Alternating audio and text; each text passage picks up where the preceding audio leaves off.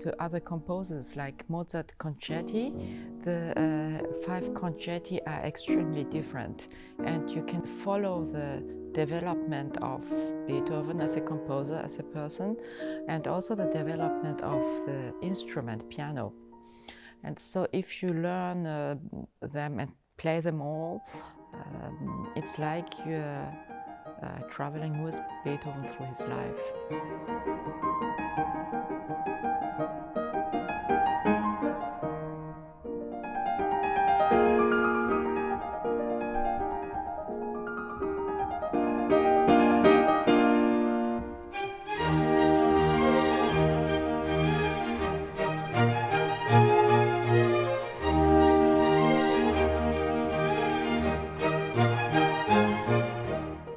The 5 piano concertis are in their own way perfect pieces, but yet they do develop and they become really, as Mari just said, a voyage through the development of European musical history.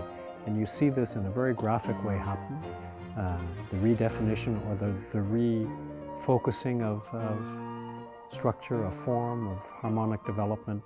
And this is really, for a conductor, particularly important to become sensitized towards the development of musical history in general.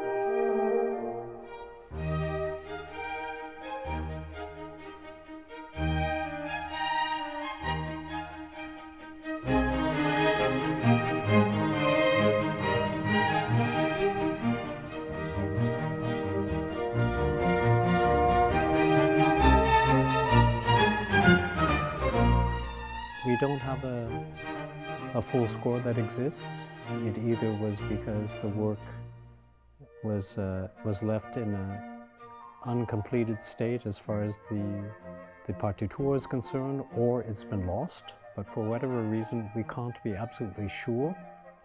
But we do know a lot. We know that all of the notes that are played, they are written by Beethoven. And through this you can see that in terms of craftsmanship, he is fully developed. The genius will then come in the future years, but in terms of being absolutely in control of structure and form and harmony, it's very impressive to think that a 12 or a 14-year-old boy could have this much talent. We placed the recording technique with the sensitivity to the fact that the instruments at the time were under transition.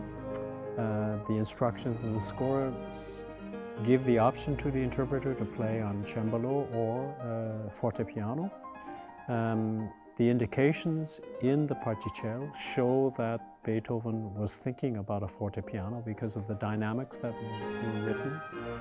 So we placed the instrument inside the orchestra, as was common performance practice at the time, and we removed the lid so that the sound would be much more transparent, much closer to a fortepiano sound than a full modern concert grand Steinway piano. And in this way, it allowed Mari to play in a much more delicate way, and it also allowed the orchestra to orient their accompaniment to a much lighter and transparent sound. In this sense, the conductor stands to the side rather than in front of the whole ensemble. And because of our history together, and because my soloist is also my wife, it didn't present any particular problems. But the setup was unique to this particular recording project and this performance project, to try to respect the aesthetics and the sound world of the time.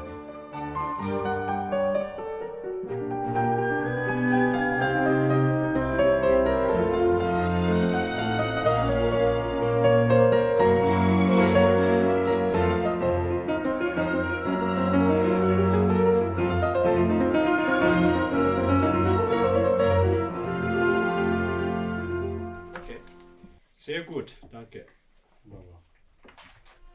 It doesn't resemble to anything that we have experienced in the past. Usually we study certain style, and then we can always think, yes, of course, this is the language of Beethoven. And of course you can already see Beethoven's language, but it's not quite the same as in the later years. So there were lots of research how Beethoven was influenced, who influenced Beethoven at that time, other instruments, singers, and how a pianoforte would sound, and trying to really combine, to bring to life with today's instrument, how it would be still sounding like hopefully what Beethoven had in mind.